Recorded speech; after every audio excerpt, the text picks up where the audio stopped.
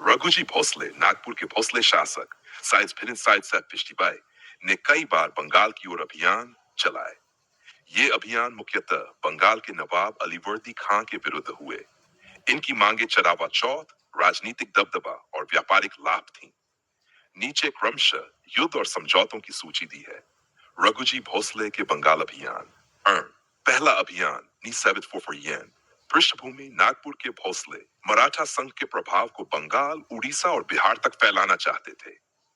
घटना, रघुजी भोसले ने कुसोचद में उड़ीसा पर आक्रमण किया। बंगाल के नवाब अलीवर्दी खां को उससे बड़ी चुनौती मिली। परिणाम, उड़ीसा का एक बड़ा भाग मराठों के अधीन आया। दूसरा अभियान, दूसरा रीट बर्जी हमला। घटना, इस में मराठों ने उड़ीसा और पश्चिम बंगाल पर भारी हमला किया। इसे बर्जी हमला कहा जाता है। युद्ध, अलीवर्दी खान ने कठोर प्रतिकार किया, लेकिन मराठों ने ग्रामीण इलाकों में लूटमार की। परिणाम, कोई स्थायी विजय नहीं, लेकिन बंगाल को आर्थिक रूप से हिलाकर रख दिया। तीसरा अभियान तुजिया। घटना, रघुजी भोसले ने पुनः उड़ीसा और गंगा ब्रह्मपुत्र क्षेत्र में प्रवेश किया। युद्ध, मराठों और अलीवर्दी खां की कई झड़पें हुई। बंगाल के नवाब को मजबूर होकर मराठों को भारी मुआवजा देना पड़ा। चौथा अभियान, युद्ध, रघुजी भोसले की सेना ने अलीवर्दी खां को कठोर चुनौती दी। कई प्रमुख लड़ाइयां हुई। मराठों ने फिर से लूटमार और चरावा वसूला। नायक। घटना, बार बार हमलों से थककर अलीवर्दी खान ने बातचीत का रास्ता चुना। समझौता, में मराठों और अलीवर्दी खान के बीच संधि हुई।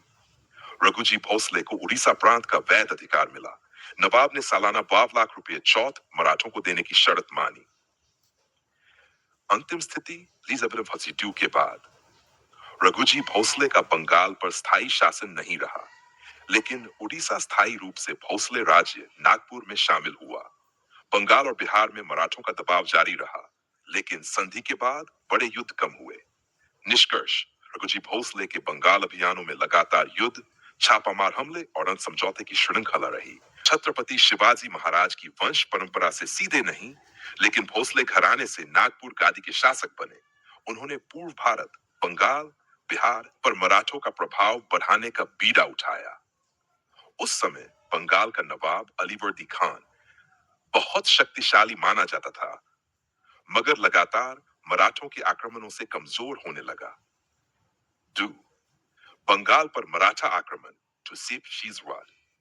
रघुजी भोसले ने कई बार बड़ी सेनाओं के साथ बंगाल में प्रवेश किया। मराठों की घोड़दौड़ और गनिमी कावा गुरतेली ने नवाब की भारी सेना को बार बार हरा दिया। मराठे राजस्व का चौथ वसूल करने लगे। नवाब अलीवर्दी खान को हर बार समझौता करना पड़ा, मगर मराठों की दबाव नीति के कारण वो झुक गया। नवाब को घुटनों पर लाना, निरंतर आक्रमणों और राजस्व हरण से नवाब की आर्थिक स्थिति बिगड़ गई। किसानों और व्यापारियों पर मराठों का बड़ा दबदबा हो गया। आखिरकार में अलीवर्दी खान को संधि करनी पड़ी, जिसे इतिहास में मराठा बंगाल संधि कहा जाता है। इस संधि के अनुसार नवाब ने रघुजी भोसले को उड़ीसा, कटक सहित पर मराठों का अधिकार मान लिया। हर साल बड़ी रकम बतौर चौथ नागपुर को देने का वादा किया। इस तरह नवाब को रघुजी के सामने झुकना पड़ा। उड़ीसा के मंदिरों की मुक्ति। उस समय उड़ीसा के प्रसिद्ध जगन्नाथपुरी मंदिर और अन्य देवस्थान मुस्लिम सूबेदारों और नवाबों के अधीन थे। मंदिरों से कर वसूला जाता था और धार्मिक स्वतंत्रता बाधित थी। रघुजी भोसले ने जब उड़ीसा पर अधिकार किया, तब उन्होंने मंदिरों को इस्लामी कर और सैनिक नियंत्रण से मुक्त किया। जगन्नाथपुरी के पंडे और भक्तों को स्वतंत्र पूजा का अधिकार वापस मिला। मंदिर की आय और जमीनें फिर से धार्मिक कामों के लिए सुरक्षित कर दी गई। परिणाम, रघुजी भोसले के विजय अभियान से मराठों का प्रभाव पूर्व भारत तक फैल गया। बंगाल और उड़ीसा में मराठों की चौथ और कर वसूली लंबे समय तक चली। जगन्नाथपुरी जैसे बड़े तीर्थ स्थलों को नई जान मिली। बंगाल का नवाब मराठों का अधीनस्थ जैसा हो गया और उसकी शक्ति काफी घट गई। संक्षेप में, रघुजी भोसले ने अपनी लगातार सैन्य दबाव नीति से बंगाल के नवाब अलीवर्दी खान को संधि करने पर मजबूर किया और उड़ीसा पर अधिकार कर मंदिरों को इस्लामी करबंधन से मुक्त कराया। रघुजी भोसले की ऐतिहासिक पृष्ठभूमि। रघुजी भोसले नागपुर के भोसले घराने से थे। 18वीं सदी में उन्होंने बंगाल, उड़ीसा और बिहार पर कई आक्रमण किए थे। उनका मकसद राजस्व वसूलना, लूट करना और मराठा प्रभाव फैलाना था। कई बार उन्होंने नवाब अलीवर्दी खान को हराया और बंगाल से भारी चढ़ावा लिया।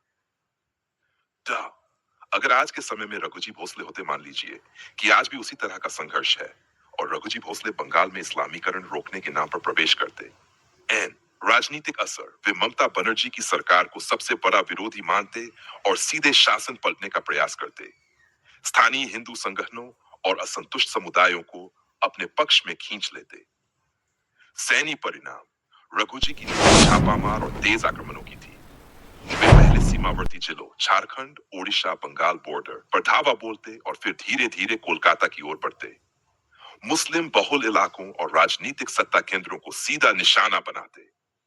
सामाजिक परिणाम। हिंदू जनता में एक तरह का आत्मविश्वास और जागरण आता, क्योंकि रघुजी धार्मिक व सांस्कृतिक संरक्षण को प्राथमिकता देते। लेकिन अल्पसंख्यकों और मुस्लिम समुदाय में भय, असुरक्षा और पलायन जैसी स्थिति बन सकती। आर्थिक असर। बंगाल की अर्थव्यवस्था भारी हद तक प्रभावित होती।